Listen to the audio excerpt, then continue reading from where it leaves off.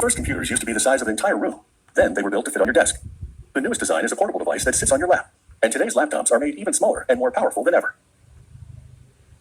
With its lightning-fast processor and impressive graphics, this laptop is designed for high-performance gaming. The computer's brain, called the motherboard, begins as a printed circuit board. Its pattern of lines and pads and copper is the wiring for the electronic components that will be soldered to the board. This machine places a stencil of the component layout onto the board and applies solder paste through the openings. A quality inspection camera photographs the solder paste and sends the images to a computer. The computer analyzes them, looking for any missing paste, misalignment, or other mistakes. If the board passes inspection, it passes through 15 robotic machines, each of which places up to 150 components on the correct locations on the board in just 30 seconds. Then the board runs through an oven that melts the solder paste, connecting the components to the board. Another camera inspection ensures that the internal processor is correctly soldered and that no component is missing or shifted out of position. After function testing and a visual inspection, the motherboard moves to the assembly line and is set aside for the time being. Next, technicians manually assemble the top half of the laptop, called the panel kit. They place protection film on the 15-inch LCD screen. Then they plug in the cable that will connect the LCD to the motherboard. They insert the LCD screen into a frame, with the web camera and microphone already embedded. Then they attach this antenna bottom cover to the screen cover and position the motherboard cable inside it.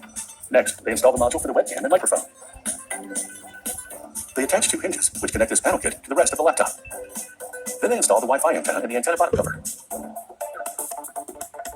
All components are concealed in the antenna bottom cover behind this antenna top cover. They complete the panel kit by pressing in a thin metal frame around the screen. Next, they assemble the bottom half of the laptop. First, technicians attach the top cover to the panel kit hinges and the touchpad. Then they install the right and left speakers in the top cover. Now the motherboard comes back into play. After inspection, a computer-guided router cuts out openings to accommodate the computer's fans, which prevent the electronics from overheating. A gaming laptop generates a lot more heat than a regular laptop, and therefore requires 2 powerful fans rather than 1. After checking that the fan screws are sufficiently tightened, they place the motherboard into the top cover. Contaminants such as dust or oil can impede proper contact, so as a precaution, they clean the connectors for the memory modules with solvent, then dry them with compressed air.